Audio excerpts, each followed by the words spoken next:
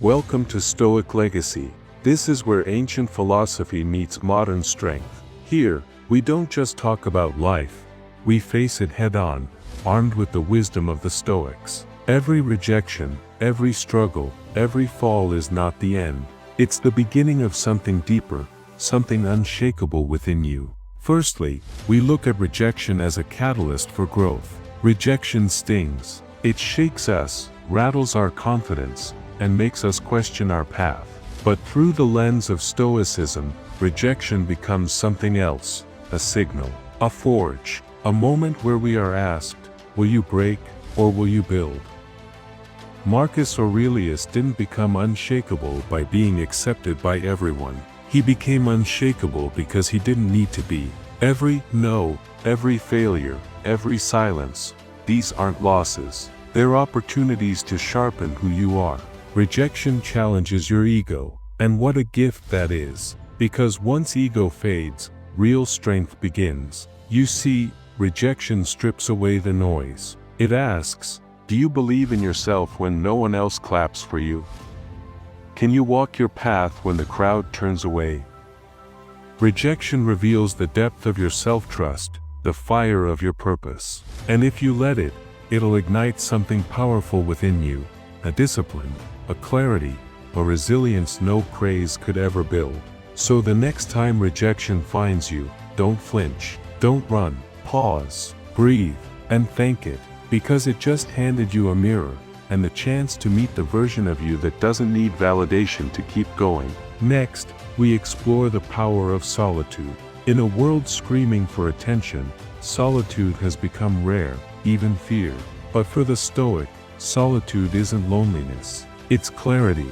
It's where noise fades and the truth rises. Seneca once said, the mind is never right unless it is at rest. That rest, that grounding, is found in solitude. When you're constantly surrounded by opinions, distractions, endless scrolling, you lose the voice that matters most, your own. Solitude is where you face yourself without filters, where you stop performing and start remembering who you really are. It's not easy, it can be uncomfortable, but that's the point. The strongest people are the ones who can sit alone, without needing validation, and still feel whole. In solitude, you confront the questions you've been avoiding. What do I believe? What do I value? What kind of life am I building? These answers don't come from noise, they come from silence. And that silence, that's your sanctuary. It's where your spirit recalibrates, where ego dissolves, where decisions become rooted in truth, not trends. Most people are afraid to be alone because they're afraid of what they'll find. But the Stoics seek solitude not to escape the world, but to return to it stronger, with intention, with presence, with purpose. So don't fear solitude. Embrace it. Make time for it. Choose it. Let it cleanse the chaos, sharpen your thoughts, and bring you back to center. Because the one who can master solitude can master anything. Now, let's turn to a principle that separates the few from the many: discipline over motivation. Motivation is a feeling. Discipline is a decision. One comes and goes like the wind. The other stands like stone. Most people wait to feel inspired before they act. But a Stoic doesn't wait. A Stoic shows up, rain or shine, tired or energized, ready or not. Epictetus taught that freedom isn't doing whatever you want, it's doing what must be done, no matter how you feel. That's discipline, and it's what builds a life of excellence. The gym doesn't care how motivated you are. Your goals don't care if you're tired. Your purpose doesn't pause just because you don't feel like it today. Discipline is built in the small moments. Waking up early when your bed is warm, saying no when temptation calls, choosing focus over distraction. It's not glamorous, it's not loud, but it's the quiet grind that sharpens your character. Motivation might get you started, but it's discipline that carries you when the fire fades. When doubt creeps in, when results are slow, when no one is watching, that's when discipline speaks. Keep going. And the truth is, every act of discipline strengthens your identity. You start to see yourself as someone who follows through, someone reliable, someone strong. That's power most will never know. So stop chasing motivation like a spark. Build discipline like a forge. Make it your habit. Make it your standard. Let it carry you through the days when nothing else will. Because in the end, the disciplined one doesn't just succeed, they become unbreakable. Fourth, we look at embracing failure, not as defeat, but as fuel. Failure isn't the end. It's the beginning. It's not proof that you're weak. It's proof that you're trying. The Stoics didn't fear failure because they understood its role in mastery. Marcus Aurelius reminded us that what stands in the way becomes the way. The obstacle is the path. Failure is not a wall. It's a mirror. It shows you who you are and what must be refined. Every stumble reveals the truth, where you're not prepared, where your ego got in the way, where growth is waiting. And it's in these low moments, the missed chances, the painful losses, that resilience is built. Wisdom is carved from the edges of defeat. Most people run from failure, hide it, deny it, pretend it doesn't hurt. But the Stoic faces it, studies it, uses it, not emotionally, but rationally. Failure is just feedback. It's the world's way of sharpening you. And if you're never failing, you're not pushing hard enough. You're playing small. Fifth, we turn to the power of solitude, not loneliness, but deliberate stillness. In a world full of noise, silence becomes sacred. Everyone's talking, everyone's rushing, but few are listening, fewer are thinking. Solitude is where the Stoic retreats, not to escape life, but to reconnect with it. Seneca wrote, "We suffer more often in imagination than in reality." That suffering multiplies when we don't stop to examine our minds. Solitude gives you that chance to watch your thoughts, to question your patterns, to confront your truth without distraction. Most people run from being alone because they don't like who they are without the noise. They cling to social media, entertainment, or busyness to avoid that inner silence. But the Stoic understands solitude is the forge of clarity. It's where wisdom is born. It's where the mask comes off and the real work begins. In solitude, you learn to be enough. You learn to hear your own voice above the crowd. You discover what you truly value, not what others have told you to value. And that's powerful, because a person who knows themselves, who stands grounded without constant input, cannot be easily shaken. This is where direction forms, where discipline deepens, where the mind resets. Solitude is a mirror. It reflects who you are and who you could become. It's not easy, but it's necessary. Just 10 minutes a day of sitting in silence can sharpen your thinking more than hours of mindless scrolling. So don't fear solitude. Seek it, use it, let it realign you. Because in a distracted world, the person who can sit with their own thoughts, with strength, with clarity, with calm is rare. And that rarity is your edge. Sixth, we focus on choosing discipline over motivation, the Stoic path to mastery. Motivation comes and goes. It's unreliable, emotional, and inconsistent. One day it lifts you up. The next day it vanishes without warning. That's why the Stoic doesn't rely on motivation. He builds his life on discipline, routine, repetition, structure. Not because it's easy, but because it's stable. Epictetus said, "If you want to improve, be content to be thought foolish and stupid." Why? Because real improvement comes from doing the work when no one's watching, when there's no applause, when you feel tired, bored, or uninspired, and still do it anyway. Discipline is the quiet force behind greatness. It's the alarm clock that gets you up before the sun, the decision to say no to comfort, the choice to show up even when it hurts. It's in the reps you don't want to do, the pages you don't feel like reading, the reflections you'd rather avoid. That's where transformation lives. Motivation might get you started, but discipline keeps you moving. Stoics understand this. They don't ask, "Do I feel like it today?" They ask, "What needs to be done?" Because feeling is fleeting, but action is everything. Discipline creates freedom. It frees you from emotional chaos, from regret, from wasted time. It sharpens your mind and forges your will. It doesn't always feel good in the moment, but it always pays forward in strength, confidence, and peace. So build systems, commit to routines, decide once and execute daily. Not because you're inspired, but because you've chosen who you are. That's what Stoicism is about. The quiet, relentless pursuit of virtue even on the days when your fire feels low. Because discipline is stronger than motivation. And when the world sleeps, the disciplines still rise. Seventh, we embrace the art of letting go, especially of what we can't control. The Stoic does not waste energy on the weather, on traffic, on what others think. or what the world decides to throw his way. He understands a simple, powerful truth. Peace begins where control ends. Marcus Aurelius wrote, "You have power over your mind, not outside events. Realize this, and you will find strength." That's the anchor, the mindset, the compass. It means we don't react to everything life does. We respond with reason, with calm, with awareness. Most people exhaust themselves fighting things they cannot change. They argue with reality. They replay conversations. They dwell on what-ifs. But not the Stoic.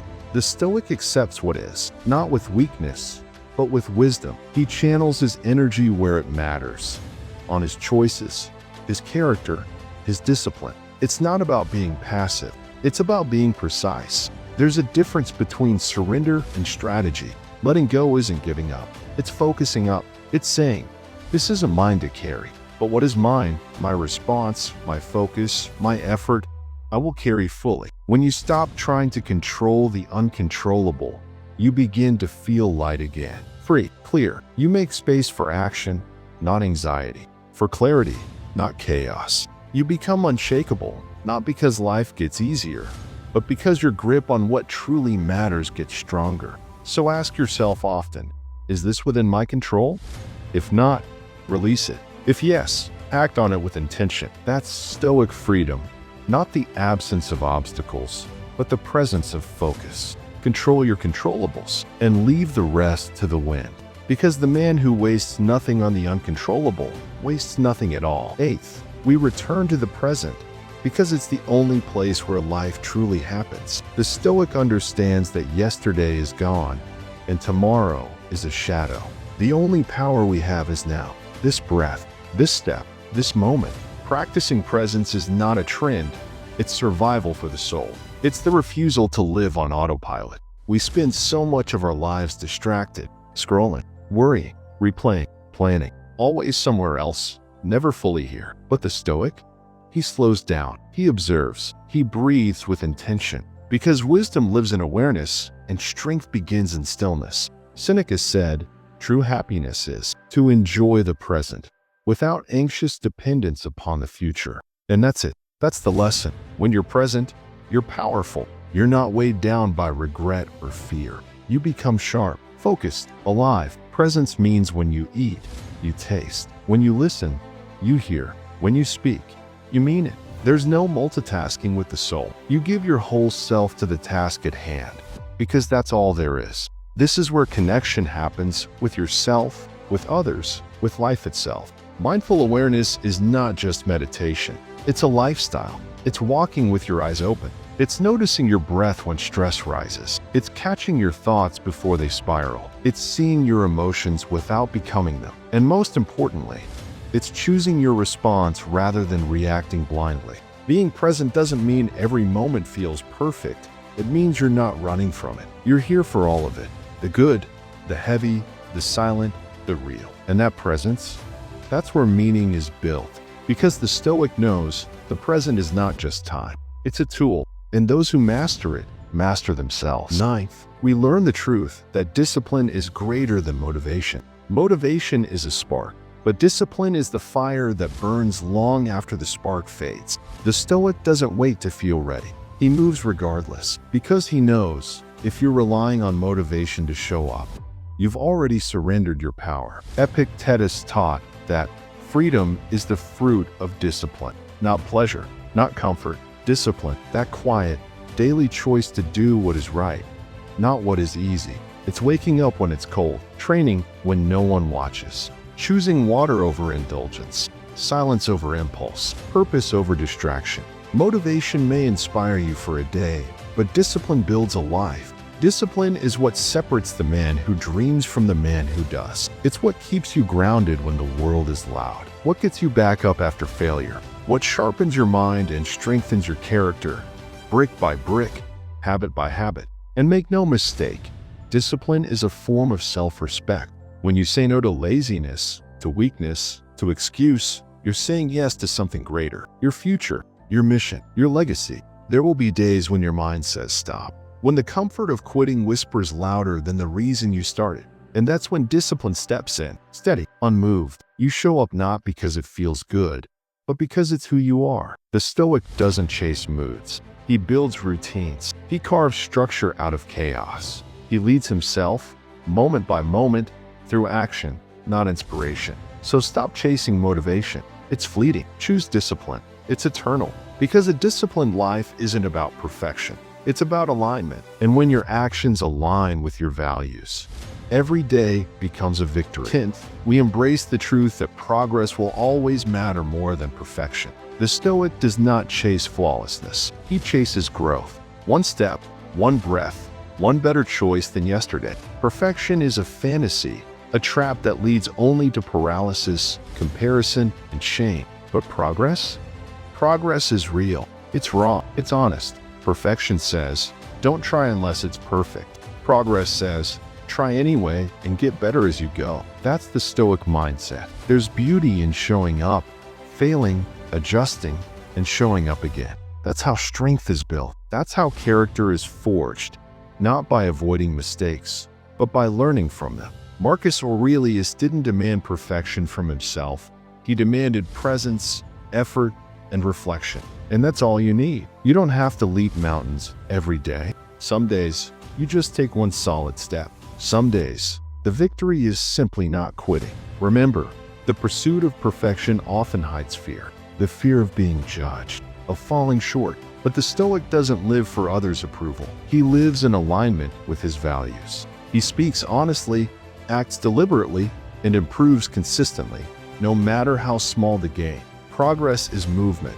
Forward, upward, inward. You train the body not to be flawless, but to be resilient. You train the mind not to be error-free, but to be aware and responsive. You grow not by pretending to have it all together, but by having the courage to evolve. So let go of perfection. It's not the goal. The goal is progress. Real, imperfect, relentless progress. The kind that builds momentum. The kind that compounds into transformation. Because in the end, the Stoic wins not by being perfect, but by refusing to stand still. 11th, we discover that true purpose is often found not in self-gain, but in service. The Stoic doesn't live just for himself. He lives for the world around him, for those he can guide, help, uplift, protect. His strength is not for pride, it's for purpose. His wisdom isn't for show, it's for support. When a man stops asking, "What can I take?" and starts asking, "What can I give?" he evolves. Seneca said, "No one can live happily who has regard only for himself," and transforms everything into a question of his own utility. In other words, fulfillment begins the moment we look beyond ourselves. The modern world praises self-centered ambition, but the Stoic finds deeper meaning in contribution, in adding value where others complain, in bringing calm where there is chaos, in being a light where there is confusion. Whether through words, action, presence, or patience, your life can serve something greater than just your ego. And service doesn't have to be grand. It can be silent, helping a friend, listening without judgment, being consistent when others break. These are acts of greatness too. The man who lives only for himself will always feel empty. The man who serves something beyond himself, family, truth, justice, virtue, will always walk with quiet strength. Because purpose is not found in a title, a paycheck, or applause. It's found in the feeling that your life matters, that your pain wasn't wasted, that your scars taught you to guide others, that your discipline built a bridge for someone else to walk across. So ask yourself, who do you serve? What do you stand for? What legacy are you building? The Stoic knows. It's not about being the most successful. It's about being the most useful to yourself, to others, to the world. At Stoic Legacy, we don't chase the shallow. We forge the eternal. If you've come this far, then you're not here for noise. You're here for depth, for truth, for the kind of strength that lasts when the world crumbles. This journey isn't about being perfect. It's about being real, about choosing clarity over chaos, purpose over pleasure, and legacy over applause. So walk forward, slow, steady, with discipline, with presence, with the quiet fire of someone who knows exactly who they are becoming. And if this message spoke to you, if it reminded you of who you are or who you're meant to be, then share it. Let someone else hear it. Someone who might need this voice today. Like, comment, and subscribe, not for the algorithm, but to keep building this space. A space for grounded minds, focused hearts, and unshakable spirits. You're not alone in this. You're not lost. You're just awakening. And Stoic Legacy will be right here as you rise.